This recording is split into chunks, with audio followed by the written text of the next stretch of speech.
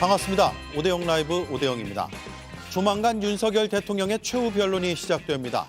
오늘 헌재는 크게 두 지점에서 주목을 받습니다. 첫째, 대통령의 변론에 사과와 승복이 담길 것인지. 둘째, 헌재가 조만간 선고일을 발표할 것인지입니다. 현장 상황을 가장 빠르게 전해드리겠습니다. 김건희 여사의 녹취가 몰고 온 파장이 아주 큽니다. 그동안 나왔던 해명과 반박이 거짓이었는지 하나하나 따져보겠습니다. 단도직입에서는 박용진 전 민주당 의원을 인터뷰하겠습니다. 현 시국에 대한 생각을 들어보고 이재명 대표와의 회동 뒷얘기도 물어보겠습니다. 함께할 네 분을 소개해드리고 이수진 앵커의 브리핑으로 시작하겠습니다.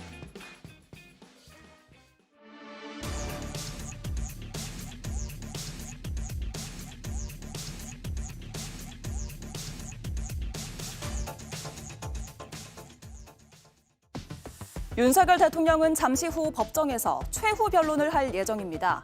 오늘만큼은 사과와 승복 약속을 듣고 싶다는 목소리가 높습니다. 저는 개인적으로 정치인들을 체포하려고 했다느니 국회를 봉쇄하려고 했다느니 이런 것들은 이미 다 증거로 밝혀졌기 때문에 대통령에게 더 듣고 싶지도 않습니다. 대통령이 이 나라의 한때라도 대통령이었다면 마지막 책무를 다해 주시길 바랍니다. 오늘 마지막 변론에서 부정선거는 없었다. 내가 잘못 알았다. 여러분도 그 말 믿지 마라. 나처럼 패가망신한다. 이런 말 꼭 마지막으로 남겨주시기 바랍니다. 하지만 대통령 측 변호인 인터뷰를 보면요. 대통령이 직접 쓴 원고에는 자신이 탄핵당할 만큼 잘못하지 않았다. 이런 내용들이 담길 걸로 보입니다. 대통령이 부도덕했나 아니면 권력을 탐했나 둘 다 아니지 않느냐라고 하면서 탄핵에 거부감을 가지고 있다고 변호인은 전했습니다. 그러면서도 대통령이 막판에 임기 단축 카드를 꺼낼 가능성이 있냐라는 질문에는 그렇게 구질구질한 스타일은 아니라고 말했습니다.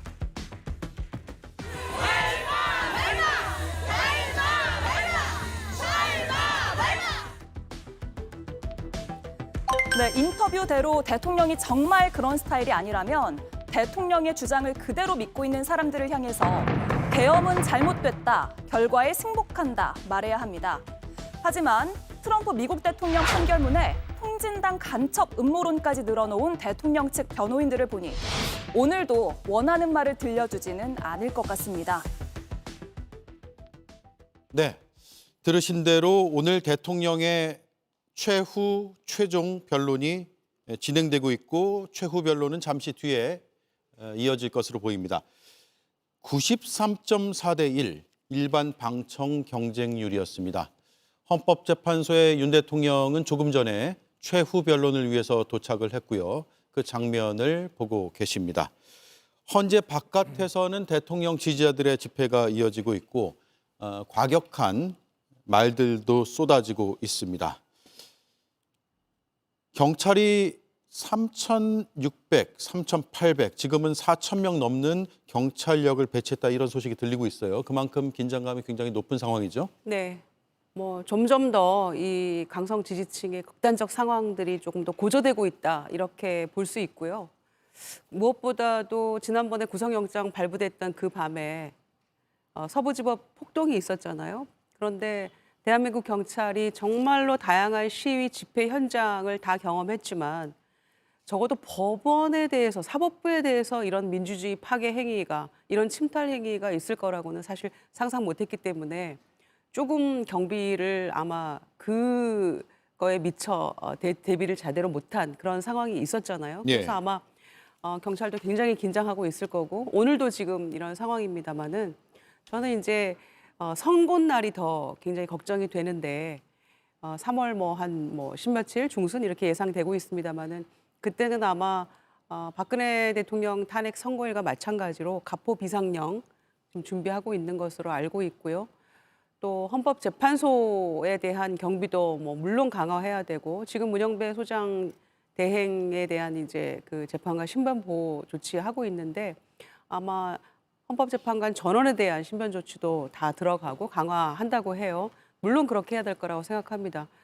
근데 지금 이제 좀 계속해서 이제 극단적으로 치닫고 있는 또 강화되고 있는 그런 상황이라서 지금 서부지법뿐만 아니라 이번에 이제 헌재를 공격하자. 계속 그 모의하고 공격하고 이 폭동을 선동하고 이런 글들이 많이 올라오기도 하고 실제 모의가 이루어지고 있다. 이렇게 보고 있는 이 건들이 많아서 예. 경찰에서 그거 다 모아가지고 한 60건 정도의 지금 수사도 착수하고 있는 상황이잖아요. 그래서 굉장히 경찰도 긴장하고 이 상황을 지켜보는 국민들도 긴장하고 있기 때문에 제대로 조금 준비해서 불상사가 없도록 해야 되지 않을까. 그리고 오늘 그 피청구인의 발언을 통해서 정말 이런 극단적 행위는 자제시키는 그런 내용도 좀 들어가는 게 정말 좋겠다. 기대하겠습니다. 예. 극단적인 의사표시와 정치적인 자유로운 의사표시는 구분이 돼야겠죠. 당연하죠. 그 지금 헌법재판 과정에서 일반인들이 미처 알지 못했던 부분에 대한 인식의 확산은 있었던 것 같습니다. 그 부분 가운데 하나가 헌법재판소의 인적 구성이 지나치게 일정 방향으로 편향된 것 아니냐라는 문제 제기를 하는 분 있습니다. 그럼에도 불구하고 헌법재판소가 내리는 결론이 나왔을 때 이것이 본인의 의견을 합법적 테두리 내에서 제시하는 쪽으로 돼야지 물리적 폭력이 행사되는 일이 있어서는 절대 안 된다고 생각합니다. 악법도 법이라고 합니다. 그 악법이 왜 법인지를 알려야 후에 그 똑같은 악법으로 처벌되지 않는 사람이 발생하지 않기 때문에 이런 부분에 대해서 알리는 것은 필요하지만 그럼에도 불구하고 헌법재판소가 사회적 갈등의 마지막 종결자라는 측면에서 예. 그 결론을 존중해야 할 거라고 생각이 들고요. 지난번 서부지법 폭동 과정에서는 이런 상황이 예측됐음에도 불구하고 경찰력이 충분히 대비하지 못한 측면도 있었다고 생각합니다. 그리고 2017년에 헌법재판소가 박근혜 전 대통령에 대한 탄핵 판결을 내렸을 때도 여러 가지 안전사고와 관련한 일들이 있었기 때문에 이번에는 그것을 반면교사 삼아서 더 철저히 준비해서 일말의 어떤 안전사고 없이 준비가 돼야 한다라는 생각입니다. 예.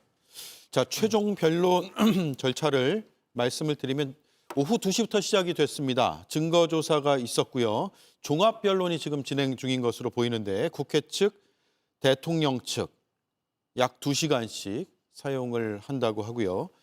그 뒤에 최후 진술, 최후 변론이라고 하죠. 정청래 법사위원장이 소추위원장 자격으로 하고 그 뒤에 윤석열 대통령 이런 순으로 이어집니다.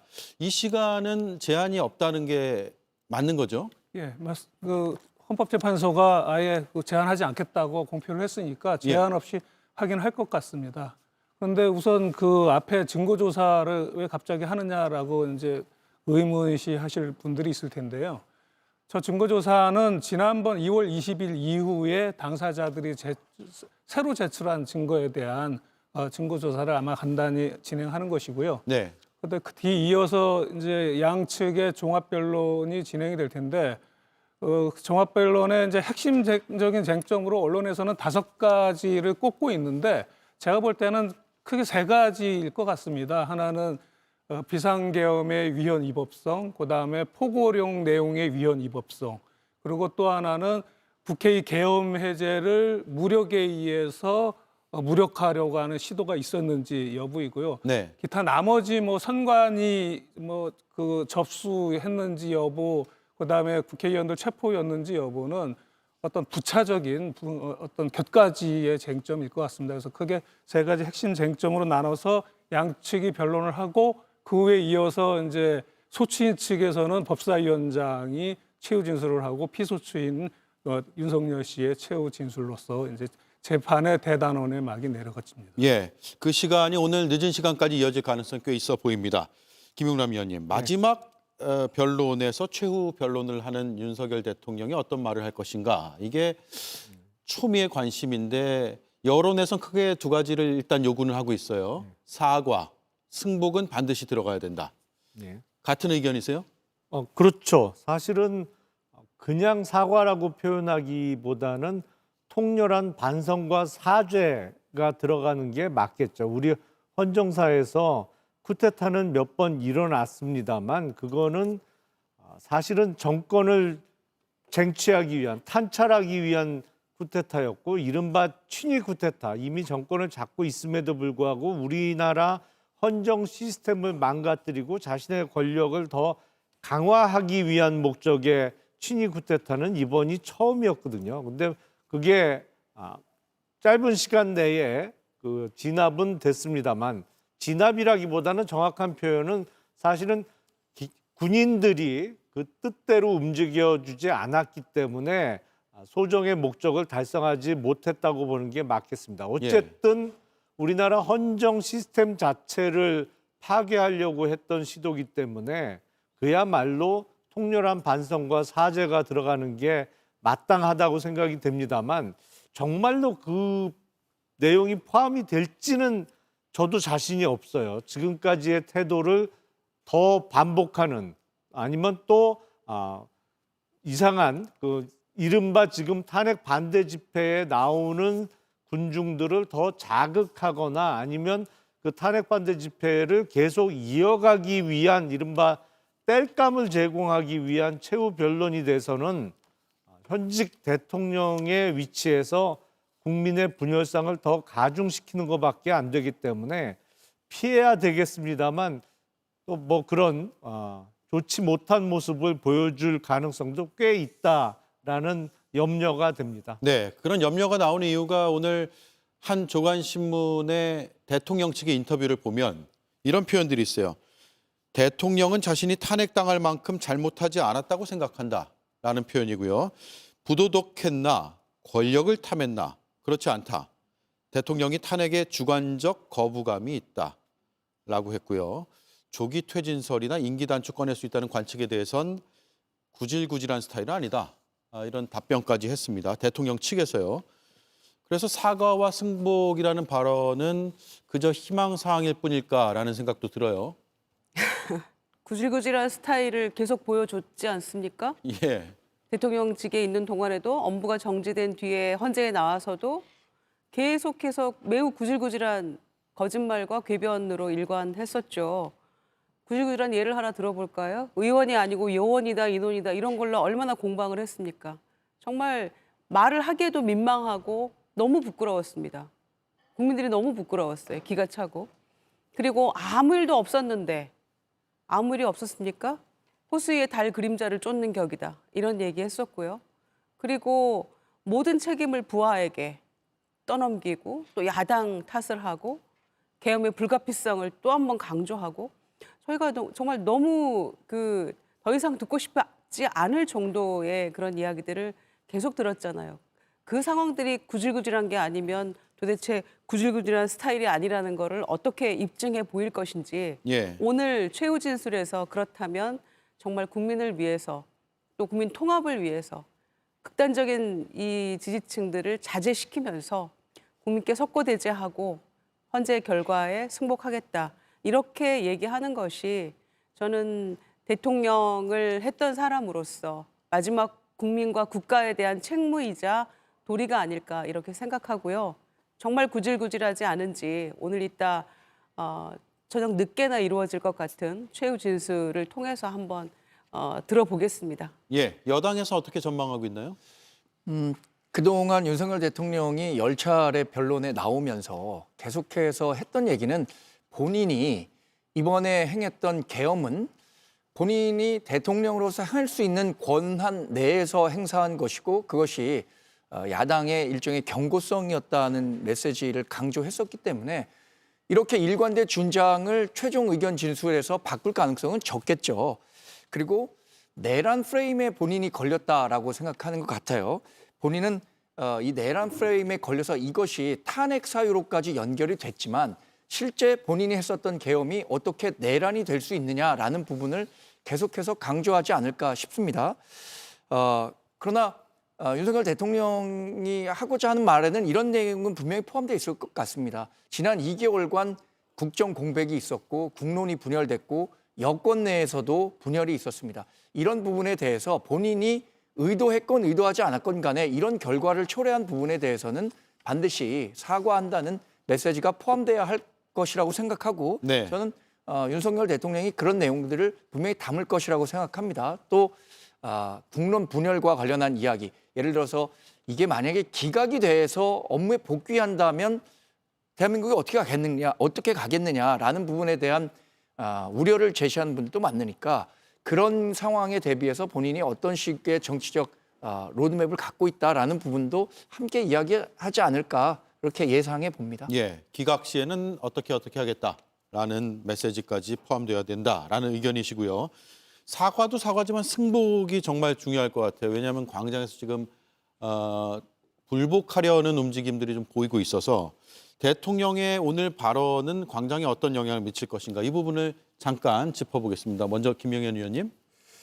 예, 지금까지 일어난 일을 요약해 보자면 삼중독, 즉 알코올 중독, 유튜브 중독, 권력 중독에 빠진 윤석열 씨가 산망, 즉 망상에 빠져서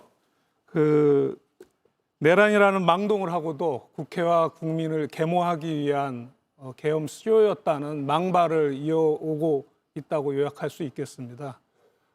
탄핵 심판 과정을 자신의 거짓말의 향연장으로 만들어 놓고 이에 극우 세력이 부하 내동해서 급기야는 법원까지 침입하는 그런 불행한 일이 저질러졌습니다. 윤석열 대통령이라는 사람은 아마 대한민국 정부가 수립된 역사상 가장 백해무익한 대통령으로 남게 될 것이라고 평가하고 있는데 마지막으로 역사에 그래도 죄를 씻고 싶다면 정상적인 언행을 좀 해주기를 바랍니다. 예. 그렇지만 이제 그런 승복이라든지 사과라든지 이러한 언행은 지금까지 언행에 비춰봐서 기대하기 어려울 텐데요. 이런 상태로 탄핵 심판을 마무리하고 탄핵 결정이 된다면 적어도 극우 세력들은 지금까지의 망동을 마치 윤석열 씨의 거짓말이 진실인 것처럼 주장하면서 계속 이어갈 것으로 생각을 합니다. 다만 이제 국민의힘 쪽은 벌써부터 이제 권성동 원내대표도 어조가 바뀌어가고 있는데 이제 탄핵 결정이 되고 대선 국면이 접어든다면 지금까지의 스탠스는 접을 것 같습니다. 결국 대선에서 승리하기 위해서는 중도층을 사로잡아야 될 텐데 지금까지의 태도라면 중도층이 전부 등을 돌릴 것이기 때문입니다. 결국 요는 지금 이제 마지막 날 탄핵 결정이 된다면 이제 극우파의 이제 준동이 가장 문제가 될 텐데 이 점은 결자 해지 차원에서 윤석열 씨가 좀 해결을 했으면 좋겠습니다. 예. 국회 측의 종합변론이 종료가 됐다는 소식 막 들어와 있습니다. 이렇게 되면 윤 대통령 측의 종합변론으로 이어질 것이고 그 뒤에 정청래 법사위원장, 윤석열 대통령으로 이어지는 최후 변론으로 들어가게 됩니다. 잠시 뒤에 또 관련 소식을 전해드리죠. 김용남 의원님은 앞서 땔감이라는 표현을 쓰셨는데 네. 그게 사실 특히 우려되는 지점이에요. 그렇죠. 사실은 제가 오늘 피청구인의 최후 변론에 통렬한 반성과 사죄가 포함되어야 한다라고 말씀은 드렸습니다만 그 내용보다는 사실은 승복을 안 하겠다는지 아니면 승복에 대한 명확한 메시지가 포함되지 않을 가능성이 더 높아 보이거든요. 그렇게 되면 오늘 결심 이후에 헌재 최종 결정까지 그리고 결정 직후 다소간 이른바 광장에서의 혼란은 피하기 어려워 보입니다. 그런데 지난번 서부지방법원에서의 폭동에 대해서 수십 명의 구속자가 나면서 법률에 의해서 엄격하게 단죄가 되었기 때문에 앞으로 또 그 불행한 일이 반복되지는 않도록 또 법의 집행자들이 노력을 해야 될 것이고요. 제가 예측하기에도 광장의 혼란은 좀 예상이 됩니다만 정치권은 빠르게 특히 헌재의 결정이 나면 아주 신속하게 피청구인 윤석열은 정치권에서는 잊어버릴 겁니다. 언제 그런 일이 있었느냐라는 식으로 바로 대선 국면에 들어가면서 그때부터는 당내 경선과 최종적인 본선에서의 승리를 위해서 정치권은 그냥 대선 준비와 대선을 치르면서 정리될 것이기 때문에 네. 아마 그 피청구인 본인의 바람과는 달리 정치권에서는 특히 집권 여당에서도 빠르게 잊혀질 것이다. 이렇게 예상이 됩니다. 예. 자, 오늘 친윤계 의원들로 불리는 인사들이 헌재를 찾았고 여당 의명 10여 명이 마지막 탄핵 변론을 직접 방청하고 있습니다. 방청석에서요. 그리고 김기현, 나경원 의원은 기각 혹은 각하되기를 원한다, 기대한다는 목소리를 내기도 했습니다. 반면에 권성동 원내대표는 어제로 제가 기억하는데 진솔한 대국민 사과나 심정이 들어가야 된다라는 점, 특히 전국 불안정에 대한 점을 포함시켜서 변론을 해야 된다라고 해서 약간의 온도차가 있는 듯한 모습도 보이고 있습니다. 오늘 최종 변론은 밤늦게까지 이어질 것으로 보이고요. 윤 대통령의 최후 변론에 따라서 그 시점이 결정이 되겠죠. 밤 새지는 않을 거고요. 무제한이라고 얘기를 했기 때문에 모르죠. 피청구인 마음에 달려 있는 것 같은데 뭐 40분 준비했다, 뭐 아니다 2시간이다, 좀 더 할 거다, 이런 뭐 다양한 추측들이 나오고 있는데요. 헌법재판관들로서는 지난번에 뭐 3분 더 달라고 했는데 그거 안 줬다고 또 아우성이고 그것 때문에 공정하지 못하다고 별 얘기를 다 들으면서 정말 그 인간적인 모멸감까지 다 겪었어야 하지 않습니까? 그래서 아마 마음껏 얘기해 보세요라고 했습니다마는 저희가 지금까지 경험치로 봤을 때 말을 길게 할수록 본인이 스텝이 꼬여가지고 스스로 자백하는 결과도 있었고요. 이를테면 선관위 그거 내가 시켰다, 침탈하는 거, 군인 내가 보냈다, 뭐 이런 것들은 자백 아닙니까? 그 위법적인 일을 저질렀다는 자백 같은 거였기 때문에 길게 말할수록 아마 본인에게 불리할 텐데 어떻게 진행이 될지는 좀 지켜볼 일인 것 같습니다만은 친윤들이 뭐 기각이다, 뭐 각하다 이렇게 주장을 합니다만 그런 외침도 오늘은 사실상 오늘이 마지막이 아닐까 생각하고요. 정권이 이렇게 이 폭망한 데 대한 공동의 책임을 가지고 있는 사람들이 여전히 미몽에서 깨어나지 못하고 각하, 기각 얘기를 한다는 것 자체가 참 한심하다라는 생각이 드는데요. 이 와중에 이제 언제쯤 급편침 할까? 조기 대선은 불을 보듯 뻔한데 언제쯤 급편침 할까 우리가 생각해 봤었는데 아마 요 선고가 날 때쯤 혹은 뭐 이제 마지막 변론 할 때쯤이 되지 않을까 저희가 예상은 했습니다만 네. 권성동 원내대표가 조금씩 말이 뉘앙스가 바뀌잖아요. 말씀하셨던 것처럼 대국민 사과는 들어가야 된다. 그 얘기인 즉슨 조기 대선은 명약관화한데 당의 숨통까지 끊지는 마세요. 이런 얘기라고 저는 생각합니다. 그 말조차 안 하면 우리는 더 이상 희망이 없습니다라는 그런 얘기라고 생각하고요. 체리따봉 받았던 친구로서 아마 그거는 부탁하는 차원이 아닐까 이렇게 생각합니다. 네. 노무현 전 대통령 때는 최종 변론에 걸린 시간이 3시간 12분이고요. 박근혜 전 대통령은 6시간 17분이 걸린 것으로 저희가 파악을 했습니다. 변론이 종결되고 나서 선고까지 걸린 날짜는 노무현 전 대통령 14일, 보름 걸렸죠. 박근혜 전 대통령은 11일, 그래서 11일에서 14일, 약 2주 정도 걸렸다는 것을 감안할 때 달력을 펴놓고 세보니까 3월 8일에서, 근데 3월 8일은 주말이죠. 3월 11일 화요일 정도가 눈에 띄는데 어떻게들 보세요? 일단 김영현 의원님. 네, 저는 그 선고를 언제 하느냐는 박근혜 대통령 같은 경우에는 11일 결심하고 11일 이후에 이루어졌는데 그 쟁점을 보면은 그 박근혜 대통령 때의 그 탄핵 심판 사유의 쟁점이 훨씬 더 많았습니다. 예. 이 사건보다는. 그런 걸 감안하면 저 11일보다는 좀 단축이 될 것 같고요. 저는 사건의 어떤 사이즈로 보게 되면 한 10일 이내에도 충분히 가능하다. 박근혜 그 대통령 탄핵 심판 당시에 어떤 그 노력을 투입을 한다면 10일 이내에 가능하다라고 보여집니다. 그러면 오늘 변론 마치면 선고는 며칠 하겠습니다. 며칠 날 하겠습니다. 오늘 발표가 되나요?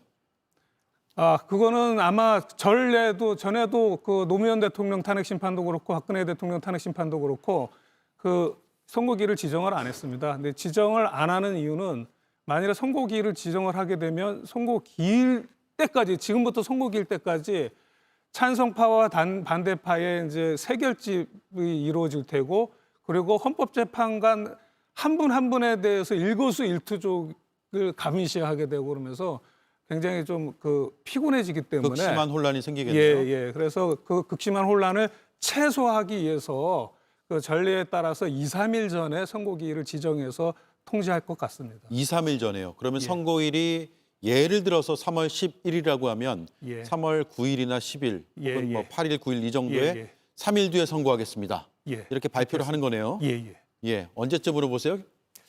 저는 박근혜 당시 대통령의 경우에 탄핵소추로부터 탄핵 결정이 나기까지 대략 90일이 조금 더 걸렸습니다. 제 기억에 아마 91일 정도 소요되지 않았나 싶은데요.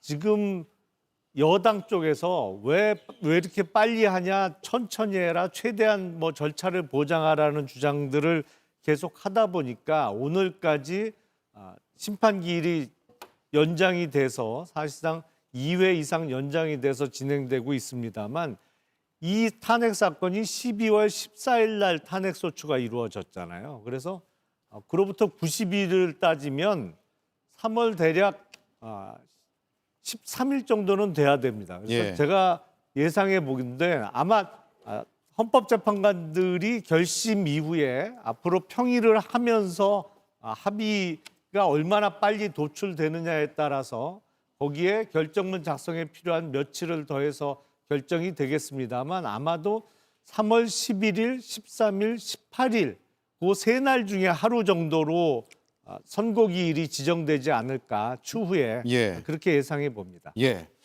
저도 종합적인 일정을 고려하면 정말 빠르게 진행되면 3월 11일에 가능할 것 같고 조금 더 시간이 주어진다면 3월 18일이 될 가능성이 크다고 보는데요.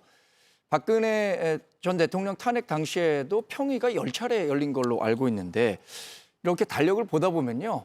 2월은 28일까지밖에 없고 3월 3일이 또 대체 공휴일이에요. 이렇게 된다면 평의를 실질적으로 개최할 수 있는 날짜들이 굉장히 줄어듭니다. 3월 10일이라고 하더라도 매일 평의를 해도 9일밖에 되지 않는 시점입니다. 더군다나 지금 탄핵 재판이 이루어지는 과정에서 봤을 때는 윤석열 대통령 측의 비교적 우호적인 태도를 보이는 재판관들도 있었기 때문에 네. 이게 그분들의 적극적인 의사표명이 있을 때 평의를 통해서 의견을 하나로 모으려는 노력이 필요할 텐데 그러면 물리적 시간이 조금 더 필요하지 않을까 싶어서 저는 조금 늦은 시점인 3월 18일 정도에 가능하지 않을까 이렇게 예상해 3월 봅니다. 18일이요. 마지막으로 김유정 위원의 의견을 듣고 싶은데 이게 대선하고도 연결될 수도 있어요. 왜냐하면 인용되면 60일 이내에 치러야 되니까. 그런데 5월 초에는 긴 기간 동안의 연휴가 있고 그런 문제까지 헌재에서 고려해 줄지는 모르겠습니다만 어떤 전망이십니까? 이제 투표율 생각하고 이런 것까지를 아주 그렇게 디테일한 부분까지 들어가서 고려를 할지는 모르겠습니다만은 저는 거의 지난번 박근혜 대통령 탄핵하고 나서 저희가 5월 10일, 9일이었나요? 10일이었나요? 대선 치렀던 것과 거의 비슷하게 가지 않을까 생각하고요. 특히 이제 재판관들 사이에서 이견이 얼마나 있느냐에 따라서 평의가 이제 더 늘어나거나 뭐 이렇게 되지 않겠습니까? 그래서 평의를 몇 차례 하느냐에 따라서 아마 이 선고 날짜도 거기에 달려 있을 것 같아요. 그런데 그렇게 이견이 많을까? 저는 그렇지 않을 것 같아요. 예. 이미 위헌 위법인 상황들은 다 대체로 드러나 있고 재판관들 마음속에 어느 정도 심중에 이 결론은 나 있을 것 같기 때문에 저는 그걸 감안하면 3월 한 11일 정도라고 생각하고요. 대선 투표율, 우리 국민들이 미리 아마 긴 연휴에 예약하고 어디 여행 가실 준비하신 분들도 많겠지만 저는 이 시점에서 그럼에도 불구하고 투표를 위해서 나는 기꺼이 휴가를 반납하겠다 이런 분도 많을 것 같아서 네. 그것까지 그렇게 엄청난 큰 변수는 안 될 것 같고요. 저는 3월 한 11일 정도 예상합니다. 예, 알겠습니다. 비슷하기도 하고 약간 다르기도 한 날짜의 계산이었습니다. 다음 이슈로 넘어가 보죠. 오늘 전국을 발칵 뒤집어 놓은 녹취 내용을 이수진 앵커가 브리핑하겠습니다. 네, 당선인이 지금 전화를 했는데 예. 하여튼 방송인 이름 팔지 말고 그냥 미르라고 했어요. 지금 전화해서. 아, 예, 고맙습니다. 당연하죠. 권성동하고 저기 윤한영이가 반대하더만 보니까 그렇죠? 하여튼 너무 걱정하지 마세요. 잘 될 거예요. 예, 잊지 않겠습니다. 제가. 네. 예, 선생님. 내일 가서 뵙겠습니다. 김건희 여사의 육성이 담긴 이 녹취가 계엄 선포의 트리거가 됐는지를 두고 여러 가능성이 제기되고 있습니다. 구속되기 직전에 네, USB에 김건희 씨와의 육성 통화 녹음을 담아서 대통령실과 윤석열에게 전달을 한 것으로 보입니다. 그러니까 명태균은 자신을 보호하라고 윤석열과 김건희 부부를 상대로 압박을 한 것으로 보이는데요. 그러자 윤석열 대통령은 경로했다. 명태균 씨가 자신을 구해달라고 김 여사 목소리가 담긴 USB를 용산에 보냈고 이를 듣고 경로한 윤 대통령이 계엄을 일으켰다라고 하는 게 추미애 의원의 추정입니다. 이 밖에도 명 씨를 수사한 내용이 대검과 민정수석실을 통해서 용산에 보고됐을 가능성도 언급됐습니다. 모든 수사는 대검에 일일 보고된답니다. 매일 보고되고 그럼 이것이 민정으로 갔을 거다. 우리는 이렇게 생각했고 그리고 그것이 대통령 손에 들어가지 않았을까? 내가 구속되면 한 달 안에 정권이 무너질 거라고 명 씨가 장담했던 것도 무수히 많은 녹취가 대통령을 압박할 걸 예상했기 때문이란 추측이 나옵니다. 그래서 야당 의원들은 이런 공천개입 물증을 두고도 왜 검찰이 김 여사를 조사하지 않았냐며 문제를 제기하고 있습니다.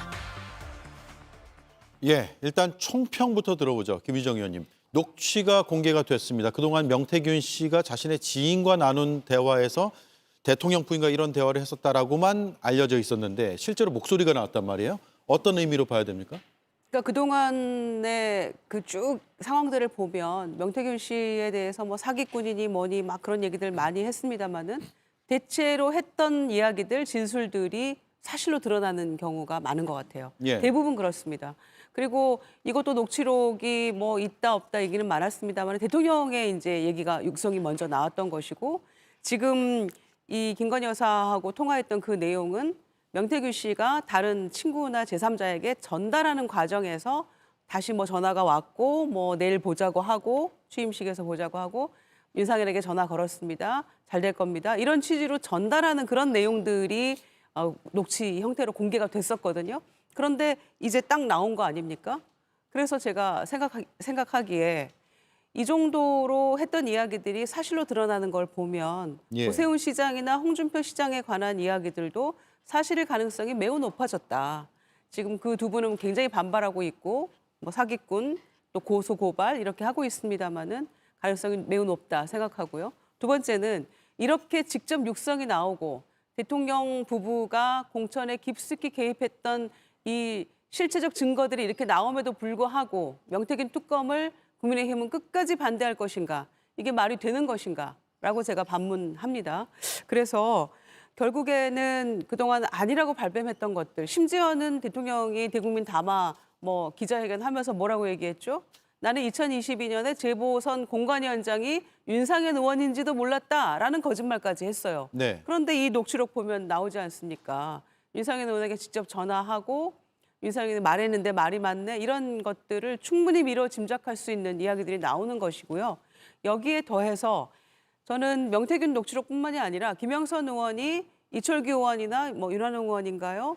항의 전화하고 했던 이야기들도 나오지 않습니까? 네. 그 녹취록도 분명히 있다는 거예요. 검찰도 가지고 있고. 그렇게 되면 명태균 특검을 안 받을 도리가 없다고 저는 생각하고 이렇게 명백한 물증들이 나왔음에도 여전히 발뺌하고 국민의힘은 오불가능할 것인가 묻지 않을 수 없습니다. 예, 오늘 청문회 자리에서도 녹취가 나왔는데 김 여사 육성을 틀자 저희 여기 상단에 나고 있죠. 발끈하는 국민의힘 의원들의 모습도 보였고요. 공방이 잠시 이어지기도 했습니다. 당 차원에서 어떤 입장인지는 일단 잠시 뒤에 들어보고 이 녹취의 의미가 그동안에 우리가 봤던 것보다는 어쨌든 의혹이 사실에 좀 더 가까워지는 쪽으로 가고 있다라고 해석할 수 있겠습니까? 제가 사실 그 오대영 라이브에 본격적으로 출연한 시점부터 예. 이 명태균 게이트 또 명태균 씨가 어떤 내용의 의혹을 제기하던 시점이었어요. 사실 그때 곤란한 부분도 많았지만 이게 아직까지는 뭐뭐 했다더라라는 전원 형식의 증언이기 때문에 어느 정도 신뢰할 수 있을지에 대한 의문이 있다라고 말씀을 드렸는데 예. 사실 저도 어제 녹취를 보고 깜짝 놀랐습니다. 이 녹취만 보면 실제로 김건희 여사가 공천 과정에서 어떤 영향력을 행사하려고 했던 것 아니냐라는 합리적 의혹이 제기될 수밖에 없는 거죠. 이제 저는 김건희 여사가 답을 어떤 식으로든 내놔야 하는 시점이라고 생각하고요. 그 내놔야 하는 방식이 실제 검찰 조사가 될지 아니면 본인의 입장을 설명하는 자료가 돼야 될지 나와야 한다고 생각합니다.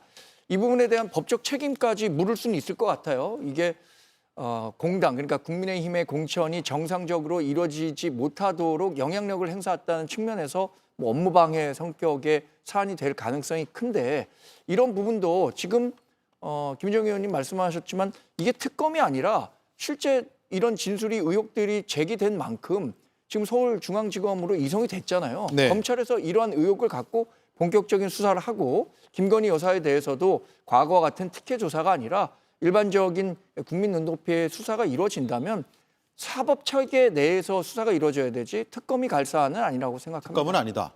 예. 자, 녹취의 내용들을 이제 하나씩 들으면서 그 의미를 분석해 보겠습니다. 먼저 첫 번째 녹취인데요. 2022년 5월 9일 취임식 하루를 앞둔 두 사람의 통화 내용입니다. 네, 당선인이 지금 전화를 했는데 예. 하여튼 당선인 이름 팔지 말고 그냥 미르라고 했어요. 지금 전화해서. 아, 예, 고맙습니다. 당연하죠. 권성동하고 저기 윤한영이가 반대하더만 보니까 그렇죠? 하여튼 너무 걱정하지 마세요. 잘 될 거예요. 예, 잊지 않겠습니다. 제가. 네, 선생님. 예, 내일 가서 뵙겠습니다. 같이 있으면서. 예. 김용남 의원님. 예. 뭐 저 녹취 파일을 듣는 대부분의 국민께서는 내 그럴 줄 알았다. 뭐 이 정도 반응을 하시지 않을까 싶어요. 어느 정도 짐작은 했던 내용이고 이제는 영부인의 이제 그야말로 생생한 육성이 담긴 녹취 파일이 공개가 된 건데 글쎄 뭐 그 사건의 흐름상 쭉 자연스럽게 연결이 되죠. 그러니까 예. 5월 9일 자정이 조금 지난 시간에 당시 당대표였던 이준석 대표가 명태균 씨에게 카톡을 보내서 창원의창에 경선하라고 한다던데 뭐 그러면서부터 아침 이른 시간부터 명태균 씨가 영부인에게 또 영부인과의 통화에 이어서 당시 당선인인 윤석열 대통령과 명태균 씨 간의 통화가 이루어지면서 그 후속 작업으로 당시 공관위를 담당하고 있던 윤상현 의원에게 다짐하는 전화를 하고 나서 바로 그 사실을 전해주는 내용으로 이렇게 자연스럽게 쭉 흘러가고 있는 것인데 이렇게 당선인 부부가 노골적으로 정당 공천에 개입한 증거가 세상에 드러난 것은 이번이 처음인 것 같고요. 예. 그리고 제가 보기엔 이게 적어도 석 달 훨씬 그 이전 시점에 검찰에서 확보가 됐던 증거입니다. 근데 그동안 도대체 뭘 하고 있었던 건지 창원지검에서 시간만 끌다가 최근에 서울중앙지검으로 이송을 보냈는데 정말 수사 의지가 있기는 한 것인지 검찰 출신인 저로서도 예. 검찰의 수사 의지에 대해서는 대단히 의문점을 갖고 있습니다. 예. 김용현 의원님. 권성동, 윤한홍. 구체적인 이름까지 직접 언급했습니다. 그러게 그 사람들의 반대가 있다는 것을 이제 명확히 인식하고 있으면서도 그 반대를 꺾고 그다음에 명태균 씨하고의 통화에서 보면 알 수 있듯이 굉장히 상냥하게 이제 다독이면서 통화를 하거든요. 네. 근데 그 영부인이라는 김건희 씨가 명태균 씨에게 그렇게까지 할 수밖에 없었던 이유는 뭐겠습니까? 우리가 정상적으로 추론을 해보면 그만큼 빚을 많이 졌다는 거겠죠. 그런데 지금까지는 그 빚이 무엇이냐는 문제에 대해서 7, 8회의 여론조사 비용 약 3억 7천만 원 정도를 안 주고 그 대가로 공천을 줬다라고 우리는 추측을 해왔잖아요. 네. 그런데 어제 모 언론사의 단독 보도를 보니까 창원지검에 하여튼 기이하게 8명의 검사들이 연명한 수사 보고서가 있다고 하는데 그 수사 보고서의 내용은 김건희 씨가 명태균 씨로부터 단순히 참고용 여론조사를 제공받은 것이 아니라 후보에게, 윤석열 후보에게 유리한 여론조사를 요청한 것이 아닌지 의심스러운 정황이 있다고 하면서 그 피해 날 사에 대해서 압수수색을 할 필요성이 있다라는 수사 보고서를 작성한 것이 있습니다. 예. 그 수사 보고서 내용을 보니까 그것이 맞겠다는 생각이 들더라고요. 단순히 3억 7천만 원의 대가로 공천을 한 것이라고 보기에는 3억 7천만 원이 너무 작아요. 제가 보기에는. 예. 그런데 그게 아니고 이상한 여론조사를 유도해서 그것을 받아서 그것을 선거에 활용했다고 한다면 그것은 합리적으로 왜 이렇게 김건희 씨가 명태균 씨에게 지극정석으로 성의를 다해서 공천 문제를 해결했는지를 예. 설명할 수 있을 것 같습니다. 예. 자, 녹취가 하나 더 있는데 두 번째 녹취 듣고 김윤영 정강재 위원님 말씀 듣고 또 두 분의 법조인은 어떤 그러면 법률적 위반 행위 혐의점이 있는지도 한번 같이 분석해 주시면 좋을 것 같아요. 들어보겠습니다. 권성동하고 저기 윤한영이가 반대하더만 보니까 그렇죠? 예, 그럼 당선인이 뜻이라고 그렇게 해야 된다고 윤석열 아빠가 했는 것 같더라고요. 네네네. 하여튼 너무 걱정하지 마세요. 잘 될 거예요. 일단은 그게 중요하니까 잘 될 거니까 예, 아무튼 지켜보시죠 뭐. 예, 고맙습니다. 예, 잊지 않겠습니다, 제가. 네. 예, 선생님. 내일 가서 뵙겠습니다. 네. 취임 전날이잖아요. 네. 취임하기도 전에 저런 일들을 당에서 아무리 반발해도 그냥 찍어 누르듯이 공천을 줘라라고 얘기할 수 있는 대통령 부부의 지금 녹취록을 저희가 생생하게 들은 거 아닙니까? 그랬다면 취임하고 나서 이후에는 어땠을까? 그런 생각도 들고요. 그러니까 전혀 공천 개입한 적 없다고 했는데 작년 22대 국회의원 선거까지도 깊숙하게 개입했다는 것을 김건희 여사가 적어도 막 그런 걸 저희가 지난번 녹취록이나 이런 정황을 통해서 알 수 있었잖아요. 예. 그러니까 이런 일들을 저는 아무런 문제의식 없이 이렇게 했다는 것. 그리고 심지어는 그 검찰총장 시절에 박근혜 대통령이 유리하게 여론조사 돌렸다는 지시했다는 그 이유만으로도 징역 2년 살게 했던 당사자 아닙니까? 수사하면서. 그런데 당무 개입, 공천 개입을 이렇게 아무렇지도 않게 심지어 부인과 함께 세트로 이런 일들을 아무 죄의식 없이 아무 문제의식 없이 했다는 것 자체가 일단 다시 한번 충격받는 대목이라고 생각하고요. 네. 그래서 정말 아무리 2번, 3번 접어서 들어도 정말 있을 수 있는 일인가. 그리고 역대 어느 대통령 부인이 이렇게까지 취임 전부터 이렇게 이런 일을 저지를 수 있었던가 생각하니까 더 기가 막히고요. 특히 명태균 씨에게 얼마만큼 큰 마음의 빚 혹은 실질적으로 조력과 그 협력을 받았기에 이런 일이 아무렇지도 않게 일어날 수 있는 것인가에 다시 한번 개탄하고요. 저는 창원지검에서 중앙지검으로 면피하듯이 올려보냈습니다마는 적어도 중앙지검에서 이 사건은 여기까지 수사가 됐고 지금부터 어떻게 하겠습니다라는 얘기 한마디 없잖아요. 지금 예. 뭉개고 있지 않습니까? 그래서 신뢰할 수 없기 때문에 다시금 특검의 필요성을 강조합니다. 예. 잠시 속보를 전해드리겠습니다. 대통령 측에서 변론을 하고 있는데요. 저는 개몽이 됐다. 윤석열 대통령에 대한 공격은 종북이다라는 주장을 펼치고 있다고 합니다. 헌법재판소 대심판정 안에서 나오는 발언들을 하나하나씩 보여드리고 있습니다. 정광재 위원님. 그 공천 과정에서는요. 그 공천 심사에 응하는 사람들은 정말 지푸라기라도 하나 잡고 싶은 심정으로 치열하게 조금의 영향력이라도 행사할 수 있는 사람에게는 본인의 이 경쟁력을 어필하기 마련입니다. 지난 그 검찰 조사 과정에서 제가 재미있게 본 것은 아주 관심 있게 본 것은 이미 그때 당시에 공천관리위원으로 활동했던 분들에 대한 조사에서 당시에 공천관리위원 가운데 표결을 했을 때도 김영선 전 의원이 가장 많은 추천을 받았기 때문에 김영선 전 의원으로 공천이 확정됐다라는 네. 요지에 진술을 한 것으로 보도가 돼 있습니다. 그래서 김건희 여사가 이렇게 공천 과정에 영향력을 행사하려고 했던 것이 절대적으로 공천관리위원회의 결정에 영향을 미친 것인지 그렇지 않은 것인지는 결국에는 수사로서 밝혀져야 하는 사안이니까 이 수사 과정을 지켜보면 될 것 같고요. 권성동, 윤한홍 의원 뭐 본인들도 정치적인 영향력이 있기 때문에 그 공천 과정에서 본인들의 의견을 공천관리위원회에게 제시했을 수는 있다고 생각합니다. 그 부분까지 종합해서 결국에는 검찰이 답을 내놔야 할 것이라고 생각합니다. 예. 자, 김계리 변호사가 북한과 민주노총 이재명 대표의 연결고리를 강조하는 변론 발언을 지금 하고 있다는 소식도 계속 전해져 오고 있습니다. 발언 하나하나 다 소개하지는 않겠습니다만 자막으로 보실 수 있게 준비는 해놓겠습니다. 윤석열 대통령이 지난해 11월 7일에 기자회견하면서 김건희 여사가 악마화되고 있고 가짜뉴스나 음해로 억울해하고 있다라고 명태균 관련 의혹에 대한 입장을 냈었는데 오늘 이 녹취를 쭉 들어보고 여러 차례 읽어보면 과연 억울할까라는 생각도 들어요.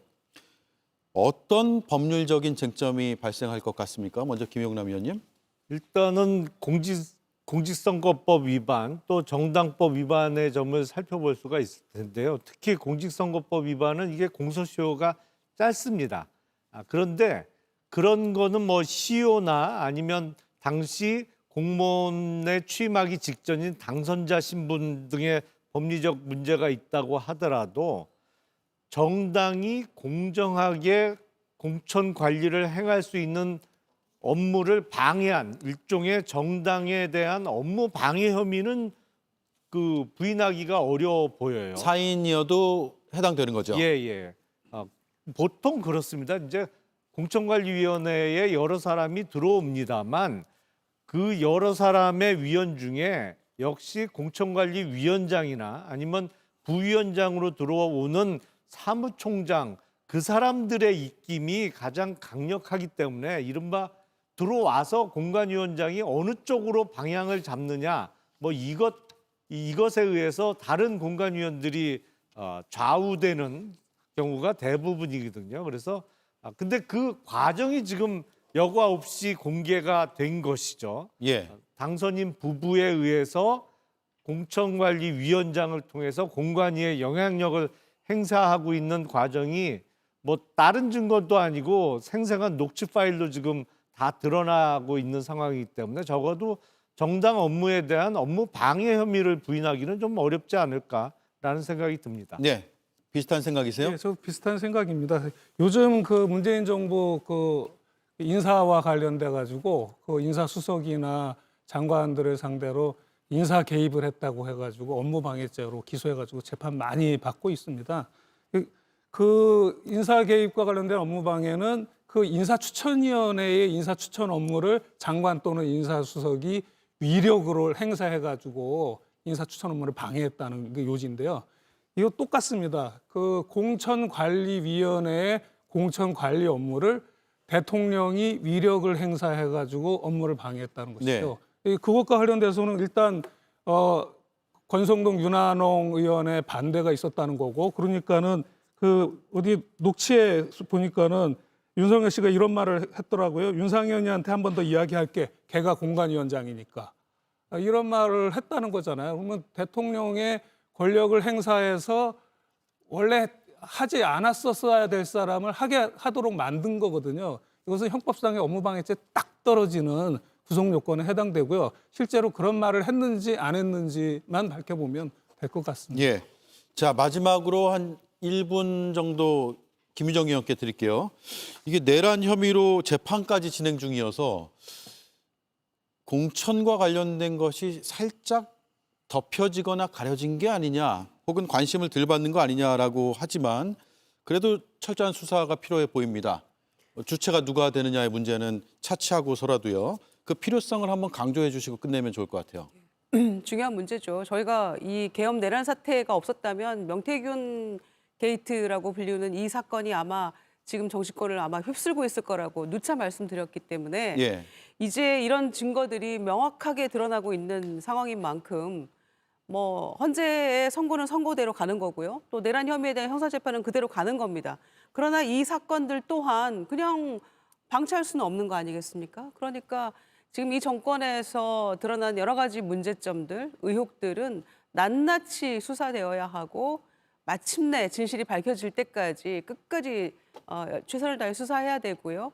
그리고 만약에 검찰이 미진하다면은 정권이 바뀌면 어떻게 해서든지 특검을 통해서 모든 진실은 밝혀져야 한다는 것을 다시 한번 강조하겠습니다. 예. 다만 국민의힘에서는 오늘 최상목 권한대행이 거부권을 행사해달라라는 요청을 했다는 점도 함께 설명을 드리고 마치겠습니다.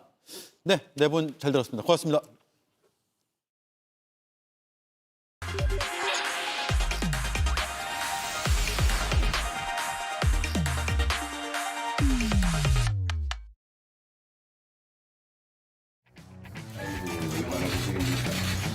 이렇게 웃는 얼굴로 다시 만나게 되다니 뭐라 했는데 그렇습니다.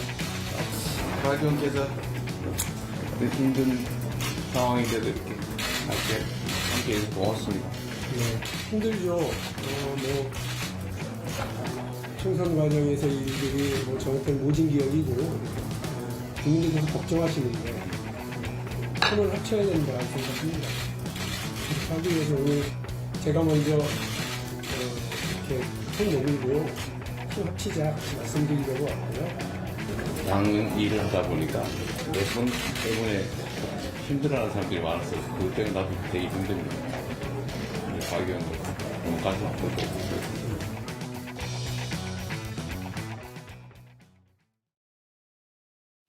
네, 오대영 라이브의 간판 코너 단도직입을 시작하겠습니다. 오늘 손님은 화면으로 보셨듯이 박용진 전 더불어민주당 의원입니다.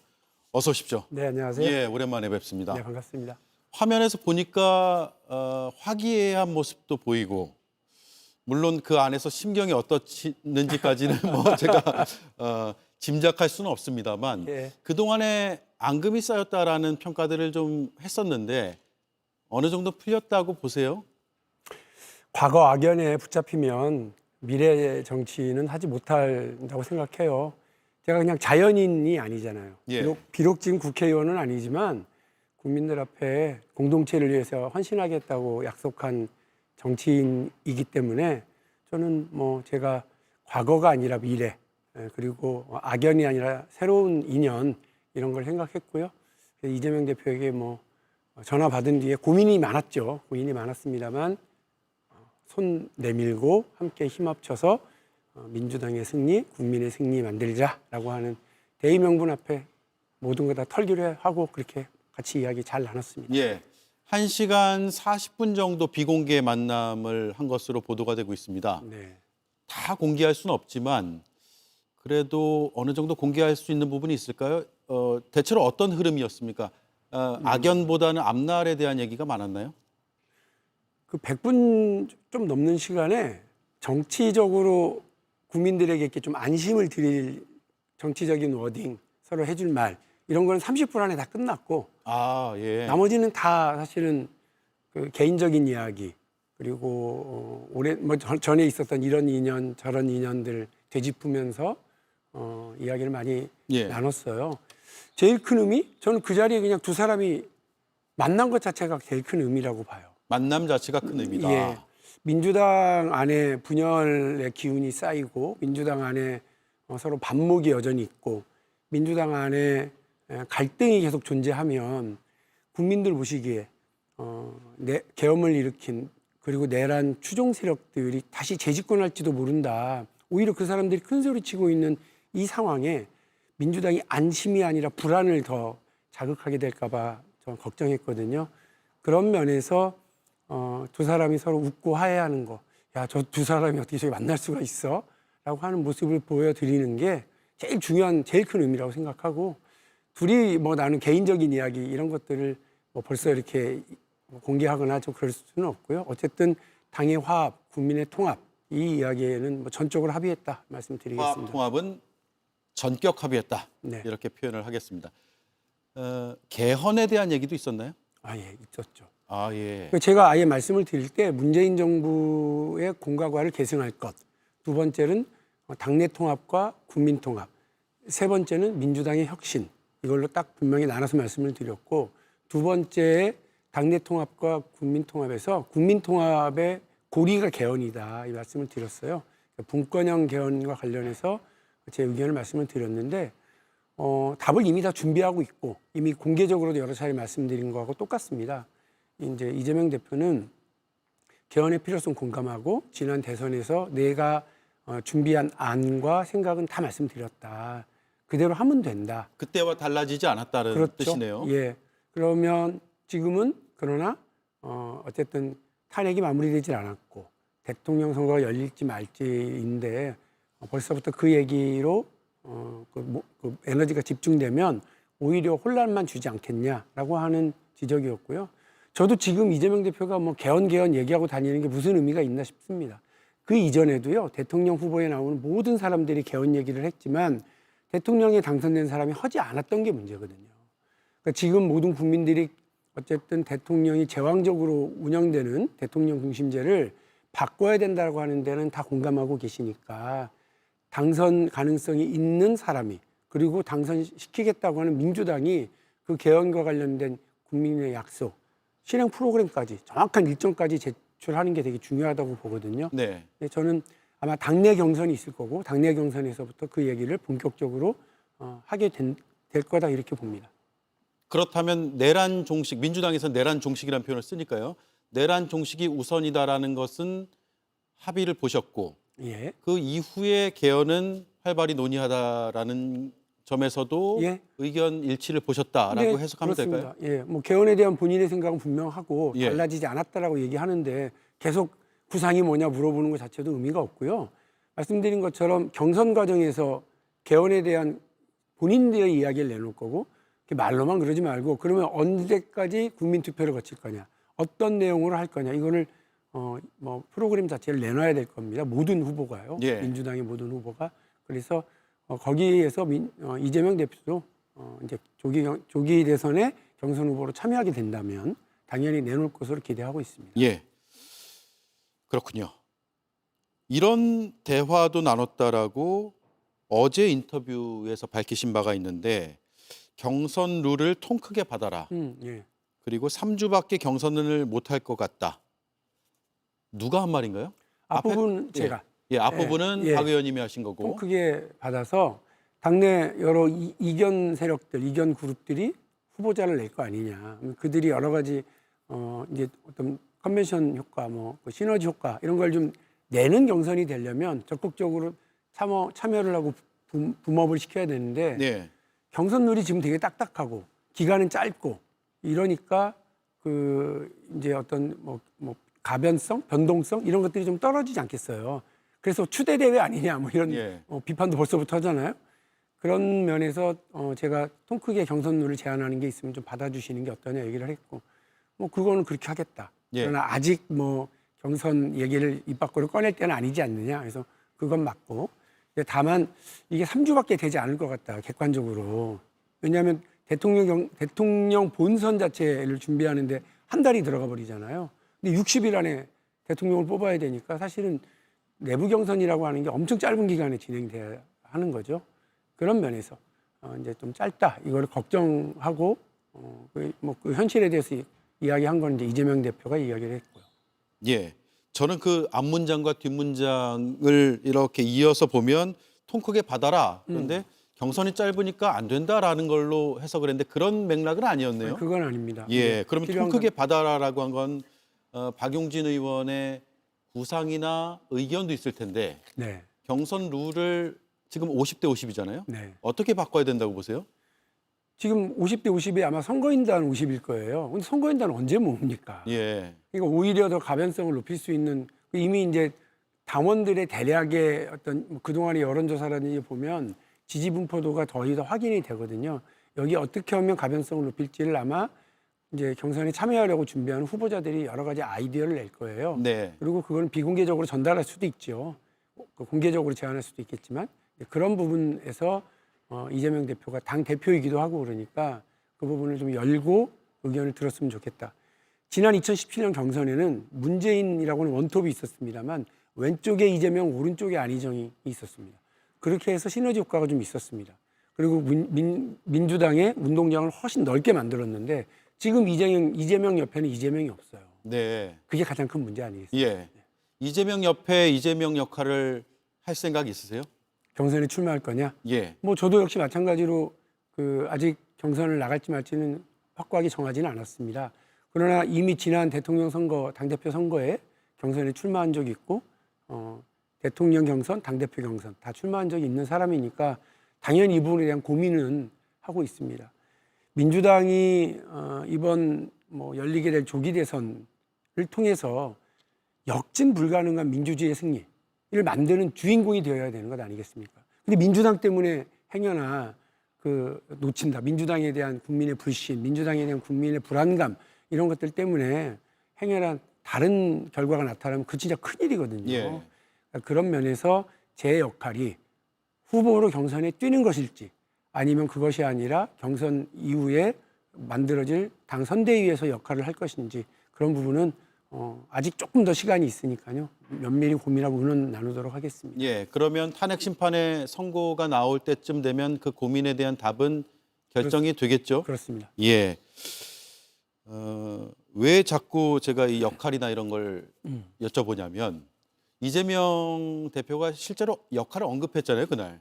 자주 얘기하시더라고요. 그래서 예. 무슨 생각을 이렇게 예. 자꾸 얘기를 하시나. 일단 들어보고 질문을 이어가겠습니다. 네. 한번 들어보시죠.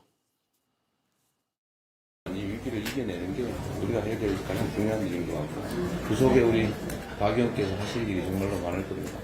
대표님 하실 일이 제일 많고요. 박 의원님 역할이 아주 많을 겁니다. 예. 대표님이 하실 일이 제일 많고요라고 했더니 박 의원님 역할이 아주 많을 겁니다. 너무 많은 해석들이 나왔어요. 네. 서울시장에 나중에 출마하는 것 아니냐. 그걸 당 차원에서 서포트하겠다, 지원하겠다라는 의미로까지 해석되는 부분도 있는데 그건 아니라고 말씀하셨죠. 그럼 분명히 말씀드리는데 그런 예. 얘기는 일체 서울시장의 시의자도 나오지 않았고 예. 그건 좀 과한 해석이었습니다. 예, 저 공개 발언에서 더 깊숙이 들어간 역할에 대한 이야기는 없었다고 봐야 됩니까? 제가 이제 비공개 자리에서도 이 역할 문제를 얘기하시길래 이재명 대표에게 오늘 뭐 그런 얘기할 자리는 아닌 것 같다. 예. 오늘은 그냥 우리가 묵은 감정, 악연, 사사로움을 다 내려놓고 대의를 위해서 복무하겠다라고 하는 면만 얘기했으면 좋겠고 네. 구체적인 얘기는 좀 나중에 다시 만났으면 좋겠습니다. 그렇게 말씀을 드렸고 이재명 대표도 또 보자 이렇게는 얘기를 했으니까 네. 그게 언제가 될지는 모르겠습니다만 그렇게 되게 될 거고요. 구체적인 이야기 뭘 자꾸 그 얘기 비슷한 언급을 자꾸 하시길래 저는 자꾸 이제 조금 발을 빼고 예. 사실 그때 만나고 나서는 국민들에게 민주당이 힘을 합치는구나 하나가 되어가는구나 박용진이 그 모진 일을 당하고도 탈당하지 않고 민주당을 지키려고 했던 거는 이런 것 때문이구나라고 하는 것만으로도 그날 충분히 우리가 국민들에게 안심이라고 하는 두 단어는 드린 것 같아요. 예.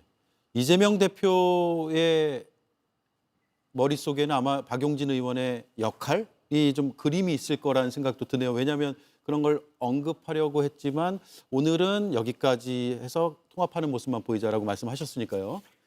60분 넘게 이제 각각 정치에 대한 조언도 있었을 거 아니에요. 이제 뭐 저도 이재명 대표한테 공개적으로도 이미 이재명은 이재명을 이겨야 되고 민주당은 민주당을 넘어서야 한다. 각각의 한계와 숙제가 있다. 이렇게 말씀을 드렸는데 그건 저도 마찬가지거든요. 그러니까 제 숙제에 대해서도 이재명 대표도 조언을 하고 했는데 뭐 제가 늘 생각하는 거는 민주당의 왼쪽 예. 진보적인 포지셔닝으로 민주당을 이제 끌고 가려고 하는 거 그게 제가 해야 될 일이라고 생각하고요. 정치적 세대 교체 그러니까 뭐 젊은 세대의 민주당 지지를 더 끌고 올 수 있도록 정치적 세대 교체와 젊은 세대를 위한 미래 정치 이런 부분들을 더 가치를 부여하고 움직이는 그런 정치를 해야 된다. 네. 제공간은 거기 있다 이렇게 이제 말씀을 드렸고요. 이재명 대표도 그런 면에서 박용진이라는 정치인이 가지고 있는 장점 그리고 그 존재 자체로 볼 수 있는 그 이미지 이런 것들을 가지고서 민주당에 더 큰 역할을 해주길 바란다는 이야기 그런 이야기도 서로 많이 나눴습니다. 예. 주제를 살짝만 바꿔보겠습니다. 보수 중도 보수론이죠. 중도 보수론이 굉장히 화제고 여러 언쟁 논쟁들이 펼쳐지고 있는데 정치인 박용진은 요즘 사실 이런 이분법으로 사람 정치인을 나누지는 않지만 진보 쪽에 가깝습니까? 보수 쪽에 가깝습니까? 저는 되게 진보적인 사람이잖아요. 예. 그런데 고리타분한 진보가 아니고 도식적인 진보가 아니고요. 능수능란하고 유연하고 운동장을 넓게 쓰는 그리고 세련된 진보를 계속 얘기를 해왔어요. 자, 제일 후진 이분법이 뭐냐? 감세를 얘기하면 보수고 증세를 얘기하면 진보다. 예. 이게 언제 때 얘기인데 그렇게 얘기를 합니까? 성장을 얘기하면 그 보수고 그리고 분배를 얘기하면 진보다. 제일 후진 방법인 겁니다. 어느 정치 세력도 경제 성장과 기업 지원, 국민들의 먹고 사는 문제를 해결하지 못하고서 성공한 적이 없습니다. 심지어 러시아 혁명도 빵과 토지였어요. 예. 핵심은. 그러니까 그런 면들을 잘 이해를 하는 게 되게 중요하거든요. 그러니까 지금 이재명 대표가 그냥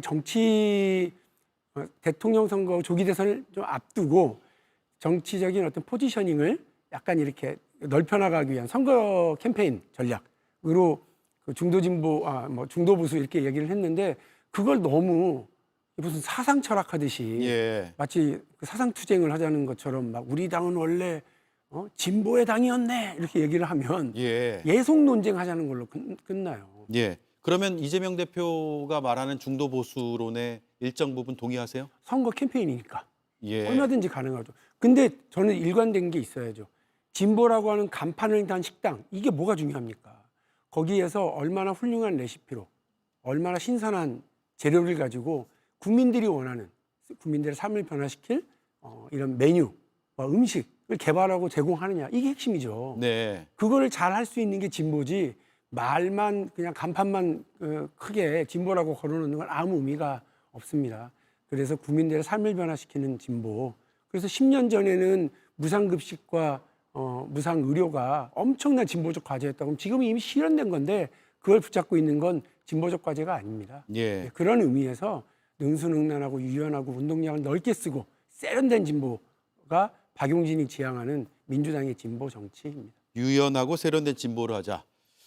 이준석, 안철수, 유승민 이름을 언급하셨거든요. 네. 함께 끌어안고 같이 가자라는 의미인가요? 아니면 그런 유연함을 강조하기 위해서 나온 표현과 예인가요? 예를 들면 위성락 의원 전 대사 이분을 민주당의 지난 대통령 선거 때 이렇게 모셔봤을 때 다들 와 그랬어요. 되게 의미가 큰 거예요. 약간 보수적인 인사지만 예. 안보 측면에서도 그런 분들도 되게 필요하기 때문이죠. 근데 우리가 그런 걸 해야 되는 겁니다. 이번 대통령 선거를 많이 열린다고 그러면 여기서 이기려고 그런다면 민주당이 실력 있는 보수적인 인사들 그리고 상식적인 보수적인 인사들까지 끌어안을 수 있다라고 하는 걸 보여줘야죠. 자꾸 내치면 안 됩니다. 그렇기 때문에 내부의 동지들에게 막 과한 표현으로 공격하고 수박이라고 멸칭하고 나가 당을 떠나라고 하는 거 1도 도움되지 않아요.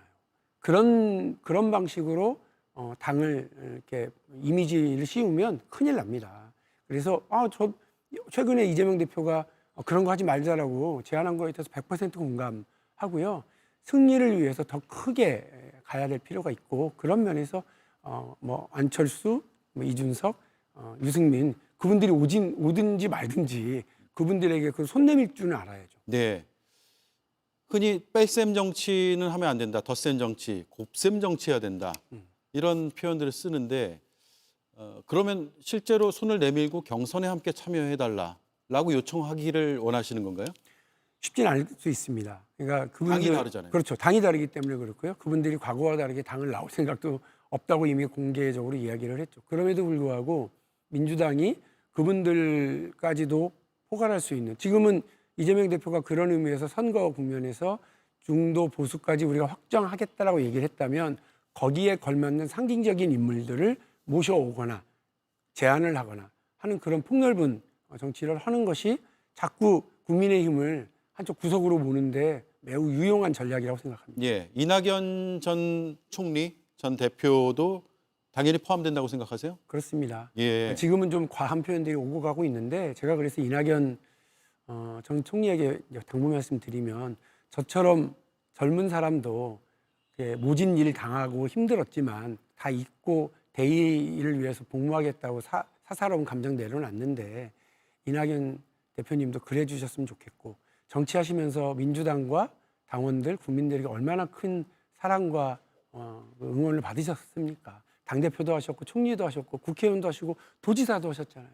이제 그 돌려드릴 때 됐잖아요. 예. 국민들 안심하실 수 있게 민주당이 더 잘할 수 있게 같이 힘합쳐 나가는 방식에 대해서 고민해 주셨으면 좋겠습니다. 예. 자, 그동안 유치원 3법 통과, 또 재벌 저격수란 표현도 한때는 있었고요. 여러 시대적 어젠더에 대해서 의견도 내고 실행도 하고 했던 부분이 있는데 지금 2025년은 상황이 많이 달라진 것 같습니다. 지금은 어떤 어젠더가 중요하다고 생각하세요? 두 단어로 요즘 정리하고 다니는데 고속도로 전태일. 그러니까 98년도에 김대중 정부가요. 1년 예산이 77조 4천억이었어요. 예. 그런데 향후 10년 동안 초고속 인터넷 고속도로를 까는데 80조를 투자하겠다고 어마어마한 그런 제안을 하고 한국을 산업화는 가장 늦었던 나라를 정부가 가장 우수한 나라로 만들어내고 지금 대한민국 그것 때문에 먹고 삽니다. 근데 대한민국이 지금 과연 그런 일을 하고 있습니까? 2015년에 알파고 충격이 왔는데 그리고 2022년에 챗GPT 충격이 왔는데 그리고 올해 딥시크 충격이 왔는데 대한민국은 꿈쩍도 안 해요. 네. 아무도 거기에 대해서 AI 고속도로를 깔아보려고 하는 사람이 없습니다. 만일에 김대중식이면요. 우리 1년 예산이 한 650조 되니까 앞으로 향후 10년 동안 한 6,500조를 여기다 붓겠다고 얘기하는 정치인이 있어야 돼요. 네. 그래야 됩니다. 근데 뭐 마인이 이끄는 알리바바 얼마 전에 발표했습니다만 AI에만 향후 220조 쏟아붓겠다. 미국은 미국 정부가 기금 만들어서 스타게이트 하겠다고 하는데 AI 스타게이트 프로젝트에 740조를 쏟아붓겠다는 것 아닙니까? 대한민국은 지금 뭐 하고 있습니까? 여기 답답한 거예요. 얼마 전에 최상목 권한대행이 뭐 제3차 국가 인공지능위원회 열어가지고 겨우 3조 투자하겠다고 그랬어요. 네. 장난 아니야? 이런 생각 확 들더라고요. 이거 과감하게 해야 됩니다. 그래야 대한민국이 앞으로 향후 10년, 20년 먹고 살 수 있다. AI 고속도로네요. 두 번째 전태일. 지금 이 시대에 800만에 이르는 프리랜서, 플랫폼 노동자들에게 누가 이 전태일들에게 800만에 이르는 전태일에게 누가 친구가 되어주겠습니까? 좀 민주당이 해야 된다고 생각합니다. 오늘 제가 와 있는 이 JTBC 방송국 이 건물에도 엄청나게 많은 비임금 노동자, 프리랜서라고 불리고 노동자이긴 노동자인데 그냥 계약직 자영업자처럼 불려지면서 하는 사람들이 있습니다. 전태일이 분신했었던 그 시기에 근로기준법이 있는데 적용되지 않으니까 전태일이 분노했던 겁니다. 근데 지금은 근로기준법이 있고 적용되는 사람이 있는데 적용받지 못하는 사람이 800만이나 돼요. 오 요한나, 뭐 혹은 뉴진스의 한이 이런 사람들도 다 역시 마찬가지로 노동을 하는데도 불구하고 근로기준법으로 적용되지 않고 보호받지 못하는 사람들입니다. 예. 이런 젊은 사람들, 이런 새로운 노동 형태를 위해서 민주당이 앞장서서 그들의 보호와 그들이 더 큰 성장을 해나갈 수 있도록 사회적인 지원과 노력을 해야 되고 예. 그걸 저는 앞장서 나가야 된다고 생각합니다. 예. 그 두 가지에 대해서 이재명 대표하고 얘기해 보셨어요? 아직 그날? 못했습니다. 아직 못 하셨군요. 뭐 1시간 동안 다른 얘기를 나눌 게 되게 많아서 못했고요. 예. 이거 필요한 일이라고 생각하고 이미 제가 일단에 대한 이야기는 지난 대통령 선거 때도 얘기를 했고요. 이재명 대표가 요즘 이야기하는 먹사니즘은 그때 제가 이미 먹고 사니즘이라고 하는 박용진의 정치 철학은 먹고 사니즘이다. 그리고 운동장을 넓게 쓰고 예. 손흥민이 축구를 잘하는 이유는 왼발 오른발을 다 써서 골을 넣기 때문이다. 우리가 진보냐 보수냐 왼발이냐 오른발이냐 갖추지 말고 골을 넣는 성과를 만드는 정치를 해야 된다라고 했고 이재명 대표가 그 말씀을 제가 다시 되새겼더니 그 말씀은 기억나고 예. 맞는 말씀이라고 뭐 공감을 했기 때문에 앞으로 더 이야기 많이 나눌 시간이 있을 거라고 봅니다. 예, 마지막 질문이 되겠네요. 한 1분 정도 남았는데 지역구에서 활동을 여전히 하고 계시는 걸로 소식을 많이 들었습니다. 지지자들이 조기 대선을 염두에 둔 어떤 뭐 요청, 요구, 기대 이런 것들을 하고 있나요? 제가 그냥 그 동네에 살고 있어요. 예. 여기서 뭐 2000년부터 25년째 지금 선거를 준비하고 나가고 있고요. 초중고등학교 거기서 나왔고 아이들 낳아서 거기서 키우고 삽니다. 그냥 살고 있는 거지 정치 활동을 지역구에서 하고 있지는 않고요. 예. 제일 꼴불견이 갑자기 공천받아 와가지고 낙하산으로 와가지고 자기 투표도 못하는 사람도 꼴불견이죠. 근데 더 꼴불견은 뭐냐면 갑자기 또 자기 국회의원 아니라고 그 동네를 떠나는 거. 예. 저는 꼴불견이라고 생각합니다. 그냥 그 동네에서 살면서 이웃으로 사람들과 함께 해야 된다고 생각하고 말씀하신 질문은 박용진이 국민 안심을 위해서 움직이고 또 역진 불가능한 민주주의를 위해서 또 국민의 승리를 위해서 헌신봉사하겠다고 하는 이 말씀에 전적으로 공감하고 요즘 엄청 응원 많이 해주시고 예. 그냥 버스 타러 갈 때 택시 타러 다닐 때 지하철에서 만났을 때 다들 어깨 두드려주고 반가워하셔서 그게 저한테 큰 힘입니다. 예. 헌재 선고 즈음에서 한 번 더 모셔야 될 것 같네요. 네. 예, 그때는 좀 더 분명한 얘기를 들을 수 있을 것 같습니다. 네. 고맙습니다. 감사합니다. 네, 지금까지 박용진 전 더불어민주당 의원이었습니다. 오를 수 없던 턱 앞에서 변신 로보락 정복할 수 없던 곳까지 새로운 청소 영역으로 로봇 청소기를 넘어서다 로보락 판피린 감기인가? 어디로 튈지 모르는 요즘 감기 판피린 6종 복합 성분이 한 병에 초기 감기 빠르게 딱 판피린 감기 고민 끝. 거침없지만 한없이 부드러운 픽업이지만 지금까지 픽업은 아닌 더 기아 타스만. Kia Movement that inspires. 대한민국 활동력의 시대 호르반이 온다. 체력, 지구력, 회복력을 넘어 동물성 3종 세트의 힘으로 활동력 호르반이면 돼. 약국에 있습니다. 한림제약. 본인도 어찌됐든 저찌됐든 자기를 뭐 의도적으로 악마를 하네, 뭐 가짜 뉴스가 있네, 뭐 침소봉대를 해서 막 억지로 만들어내네 해도 그런 억울함도 아마 본인은 가지고 있을 겁니다만은.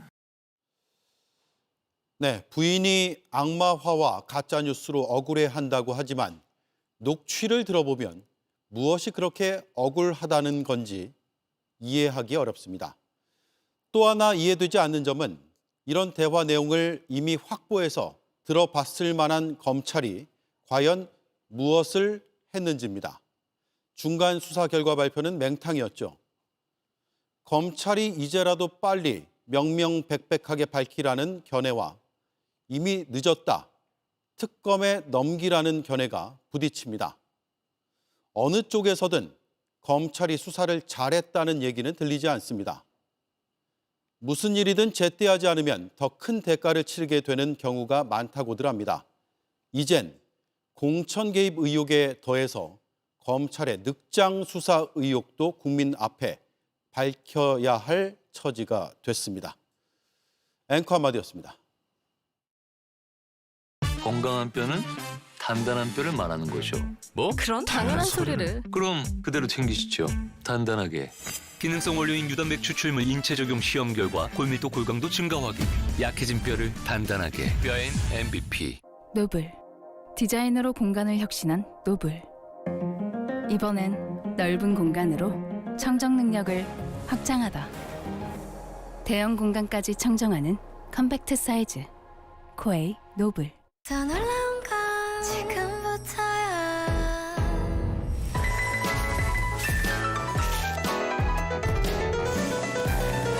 다른 걸 먹기엔 내가 아깝잖아. 치즈인 이유. 프라닭 치킨. 정수기 바꿨네. 커피 정수기야. 처음 봤지? 커피 정수기? 거짓말. 진짜네. 정수기에서 커피가 나와. 알아도 돼. 정수기에서 커피가 픽! 커피 정수기 픽커피 청원아이스. 네, 오대영 라이브 마치겠습니다. 내일 뵙겠습니다. 고맙습니다.